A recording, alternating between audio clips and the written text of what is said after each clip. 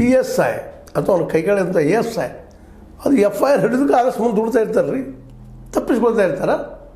ಇಲ್ಲ ನಮ್ಮ ಮೇಲೆ ಆಕ್ರಮಣ ಮಾಡಿದಾನ, ಎಲ್ಲಿ ಮಾಡಿದ, ಹೆಂಗೆ ಮಾಡಿದ, ನೀನು ಮಾಡಾಕತ್ತಿದ್ದೆ, ಅಲ್ಯಾಕೆ ಹೋಗಿದ್ದೆ, ಶುರು ಅವ್ನು ಕಂಪ್ಲೇಂಟ್ ಬಂದಿರ್ತಾರೆ.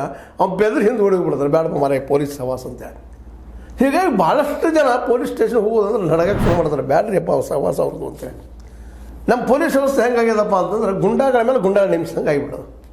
ಸುಳ್ಳು ಹೇಳ್ರೆ ಬರ್ತಾರೆ ಪೊಲೀಸರ ನಿಮ್ಮನ್ನು ನೋಡಿ ಅಂದಾಗ ಭಯನ ಶುರು ಆಗಿಬಿಡ್ತದೆ ಎಲ್ಲೋ ಒಂದು ಮೂಲ್ಯಾಗ. ಅದಕ್ಕೆ ಕಾರಣ ಭಯ ಅಲ್ಲ. ಆ್ಯಕ್ಚುಲಿ ಸತ್ಯ ಹೊರಬೇಕಾದ್ರೆ ಹೌದು ಭಯನೂ ಬೇಕಿಲ್ಲ ಅಂತಲ್ಲ, ಆದರೆ ಭಯನೇ ಎಲ್ಲ ಅಲ್ಲ. ಯಾಕಂತಂದ್ರೆ ಭಯದಿಂದಾಗಿ ಎಷ್ಟೋ ಜನ ಪೊಲೀಸ್ ಸ್ಟೇಷನ್ಗೆ ಹೋಗೋದ್ರೆ ಈಗ 259 ಪ್ರಕಾರ ನೋಡಿ ಇವೆಲ್ಲ ನಕ್ಕಿ ಆಗಿದ್ದು ನಾವು ನಕ್ಕಿ ಆಗಿದ್ದು ಇದರ ಸುಳ್ಳೇನಲ್ಲ. ಭಾಳ ದಿಟ್ಟರು ಜಗಳಗಂಟರು ಮತ್ತೇನೋ ಪೊಲೀಸ್ ಅನಿಸಿದವರು ಕೆಲವು ಮಂದಿ ಹೋಗ್ತಾರೆ. ಅವ್ರು ಉದ್ಯೋಗ ಅವ್ರದ್ದು ಏನಪ್ಪ ಅಂದ್ರೆ ದಿನ ಎದ್ದು ಕೂಡ ಪೊಲೀಸ್ ಸ್ಟೇಷನ್ಗೆ ಹೋಗೋದು, ಊರಾಗ ನಡೆದು ನೋಡೋದು, ಗದ್ದಲ ಹಾಕ್ಸೋದು ಅಂಥ ಜನರು ಇದ್ದಾರೆ. ಅಂಥ ಜನ ವಿಶೇಷವಾಗಿ ಕಂಪ್ಲೇಂಟ್ ಕೊಟ್ಟಿರ್ತಾರೆ. ತಮ್ಮ ಒಂದು ಏನಪ್ಪ ಅಡ್ಜಸ್ಟ್ಮೆಂಟ್ ಸಲುವಾಗಿ ದುಡ್ಡಿನ ಹೊಸರಿಗೆ ಮಾಡ್ತಿರ್ತಾರೆ. ಅಂಥವ್ರು 259 ಆಗ್ಬೋದು ನಾವು.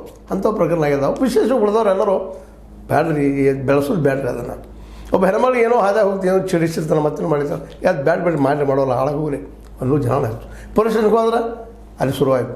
ಅವ ಹೆಂಗೆ ಚಿಡಿಸಿದ, ನಿನಗೆ ಹೆಂಗೆ ಗೊತ್ತಾಯ್ತು, ಅವ್ನಿಗೆ ಏನಂದ, ನೀ ಏನು ಮಾಡಾಕತ್ತಿದ್ದಿ, ಅಲ್ಲಿ ಯಾರಿದ್ರು, ಇವೆಲ್ಲ ಉತ್ತರಗಳು ಭಾಳ ಕಷ್ಟ ಆಗಿ ಭಾಳ ಜನ ಕಂಪ್ಲೇಂಟ್ ಕೊಡೋದಿಲ್ಲ. ಆದರೂ 259 ಶಿಕ್ಷೆ ಆಗಿದ್ದು ಮಾತ್ರ 6 ಜನಕ್ಕೆ. ಇನ್ನೂ 75 ಪ್ರಕರಣಗಳು ಕೋರ್ಟ್ನಾಗಿದ್ದವು. ಅದು ರಾಜ್ಯ ಮಟ್ಟದಲ್ಲಿದ್ದವು. ದಿನನಿತ್ಯ ನಡೀತಾನೆ ಇರ್ತಾರೆ, ಅಲ್ಲಿ ಸುಳ್ಳು ಸುತ್ತಲೂ ಹಬ್ಬಿಸ್ತಾನೆ ಇರ್ತಾರೆ, ಮಾಡ್ತಾನೆ ಇರ್ತಾರೆ. ಅದ್ರಾಗ ಆಗಿದ್ದು ಇಷ್ಟು ಶಿಕ್ಷೆ ಆಗಿದ್ದು ಬರೀ 6. ಇದು ಯಾಕೆ ಈ ಮಾತನ್ನು ಹೇಳ್ತಾ ಇದ್ದೀನಪ್ಪ ಅಂದರೆ ಭಾಳ ಜನ ಇದು ಸಾರು ಬೇಡದು ಬಿಟ್ಟು ಹೋಗಿಬಿಟ್ಟಿರ್ತಾರೆ. ಆದರೆ ಸುಳ್ಳು ಸುದ್ದಿ ಹಬ್ಸೋ ಮಾತ್ರ ಸಾಕಷ್ಟು ಇದ್ದಾರೆ, ಇಲ್ಲಂತಲ್ಲ.